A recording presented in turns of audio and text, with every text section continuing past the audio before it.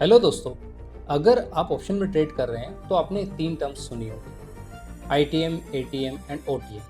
इसका मतलब ये नहीं है एटीएम, इसका मतलब कुछ और ही ऑप्शन की दुनिया है। इन सबको देख के आप थोड़े से कंफ्यूज तो हुए रहेंगे, बट अगर आप प्रो ट्रेडर है तो आपको ऑलरेडी पता है इनका मीनिंग क्या है और इन टर्म्स को कहाँ यूज़ किया जाता है और इनको अपने ट्रेडिंग बेनिफिट के लिए कैसे यूज़ करना है। जब भी आप ट्रेड लेने के लिए स्ट्राइक प्राइस सिलेक्ट करते हैं तो या तो एटीएम में होगा या आईटीएम में या फिर ओटीएम में होगा, और कहाँ पर है उसमें आप कौन सी स्ट्रेटजी अप्लाई कर रहे हैं वही डिसाइड करता है कि आपका प्रॉफिट कितना होगा और आप कौन सी स्ट्रेटजी से कितना ज़्यादा प्रॉफिट बना सकते हैं।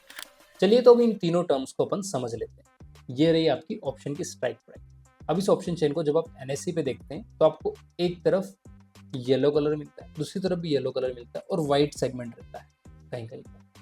जो भी वाइट वाइट है उसको ओटीएम बोल दो, चाहे वो कॉल साइड में हो चाहे पुट साइड में हो। एक कॉल का ओटीएम अलग होगा, पुट का ओटीएम अलग होगा। ओटीएम का मतलब आउट ऑफ द मनी, ठीक है। उसका क्या मतलब होता है, आगे कैसे यूज करना, वो मैं आपको बता दूंगा। अभी आपको समझ में आ गया। जो येलो कलर में है ना उसको हम आईटीएम बोल देंगे, इन द मनी। तो ये आपको जो निफ्टी में दिख रहा है ना दोनों येलो कलर, ये आपका इन द मनी हो गया। इनका कैसे क्या क्यों बोला वो सब समझते हैं, ठीक है। अब बोलते हैं अपन ए टी एम, ये एट द मनी हो गया। ये कॉल ऑप्शन के लिए अलग होता है और पुट ऑप्शन के लिए अलग होता है। कुछ लोग इसमें कंफ्यूज हो जाते हैं कि एट द मनी दोनों के लिए सेम होगा, वो थोड़ा सा डिफरेंट है, वो आपको समझना पड़ेगा, वो भी हम समझाते हैं। अभी इन तीनों का कैसे उपयोग करते हैं। वेल, जो ऑप्शन सेलर होते हैं वो आउट ऑफ द मनी का ऑप्शन ही सेल करते हैं, चाहे वो कॉल हो या पुट हो। उसका एक कारण है। उसका कारण ये है कि उस पर्टिकुलर स्ट्राइक प्राइस जो आउट ऑफ द मनी में है वहां तक पहुंचने के चांसेस, अंडरलाइंग एसेट के पहुंचने के चांसेस बहुत ज़्यादा कम है। तो अगर वो वहां तक नहीं पहुंचेगी तो वो प्रीमियम जीरो होगा। तो ऑलरेडी सेल कर रहे हैं आउट ऑफ द मनी के, तो प्रीमियम उनकी पॉकेट में जाएगा या फिर उनके ट्रेडिंग अकाउंट में ऐड होगा। इसीलिए वो आउट ऑफ द मनी को चूज करते हैं। तो अगर आप ऑप्शन सेलर हैं तो आप आउट ऑफ द मनी को चूज करेंगे। और अगर आप ऑप्शन बायर्स हैं, option buyers maximum time in the money को चूज करते हैं। इन द मनी मतलब जो येलो वाला एरिया दिख रहा है, चाहे वो कॉल का हो चाहे पुट का हो। अब बोलेंगे एट द मनी कौन चूज करता है। एट द मनी पे जो प्राइस का मूवमेंट है ना वो सबसे ज्यादा होगा जब तक वो नेक्स्ट स्ट्राइक प्राइस तक नहीं पहुंच जाता है। लेकिन नेक्स्ट स्ट्राइक प्राइस तक पहुंच गया तो फिर एट द मनी चेंज हो जाएगा।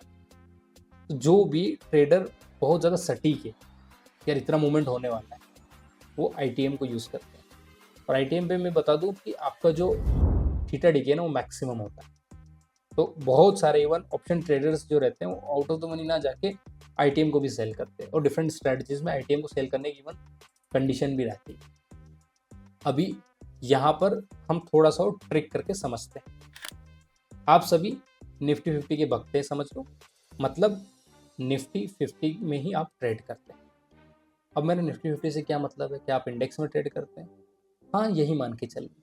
क्योंकि निफ्टी 50 का जब आप ऑप्शन चेन देखेंगे ना उसमें वॉलेटिलिटी अच्छी मिल जाएगी। इवन बैंक निफ्टी में भी अच्छी है, बट निफ्टी 50 अभी के लिए अपन कंसिडर करते हैं वो ज़्यादा वॉलेटाइल भी नहीं ना कम वॉलेटाइल है, वो मीडियम इंडेक्स है जिसको आप ट्रेड कर सकते हैं। अभी आपको पता है कि निफ्टी जो है ना जीरो नहीं होगा, वो चाहे थोड़ा डाउन होगा बट फिर से रिट्रेस करके ऊपर ही जाएगा। अभी जो निफ्टी ट्रेड कर रहा है वो कर रहा है 22,481, मतलब 22,488।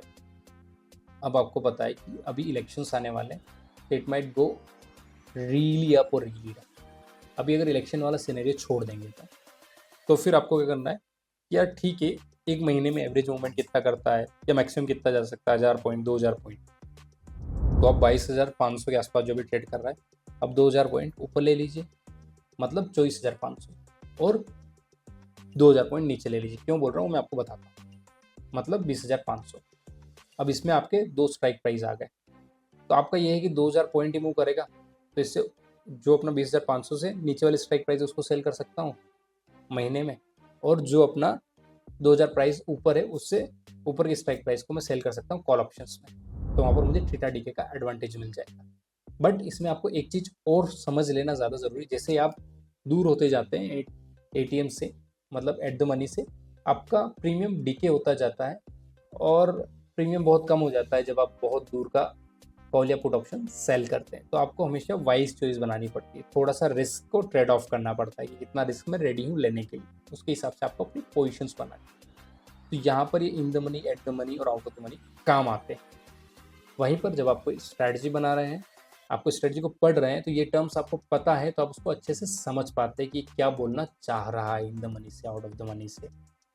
और अगर मान लो आपको कोई भी स्ट्रैटेजी समझ में नहीं आ रही, तो आपको इन सब चीज़ों को अभी के लिए साइड में रखना है और पर्टिकुलर स्ट्राइक प्राइस को पकड़ के, मैंने एक एक्सेल शीट में बना रखा था, वो मैंने पहले शेयर भी किया था, आपको एक स्टडी करके देखनी कि यहाँ पर होगा तो क्या होगा। अभी डिफाइन एज करके जो अपना है, उसमें काफ़ी अच्छा बता देता है कि कौन सा स्ट्राइक प्राइस पे क्या होता है, तो कैसे करना है स्ट्राइक। और आप निफ्टी की बात कर रहे हैं, तो निफ्टी क्या हमेशा अप जाता है। निफ्टी में पोजीशंस नहीं बना सकते क्योंकि इंडेक्स है, बट उसका ETF आता है निफ्टी 20, उसमें आप पोजीशंस बना सकते हैं क्योंकि वो निफ्टी को क्लोजली फॉलो करता है, एरर्स बहुत कम होती है। वो ETF है एक्चुअली, तो वो तो ऊपर जाएगा जाएगा जैसे निफ्टी ऊपर जाएगी, तो उसमें आप पोजीशंस बना सकते हैं। और उसके अगेंस्ट आप जब कवर्ड कॉल लेते हैं, तो आपको पोजीशंस बनानी है इसमें ऑप्शंस में।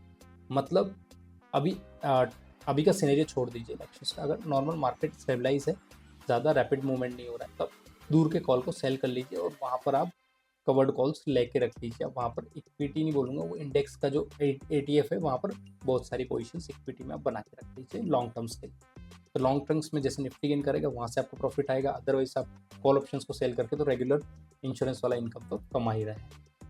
अगर आपको ये वीडियो पसंद आया हो तो hit the like button and consider subscribing to my channel.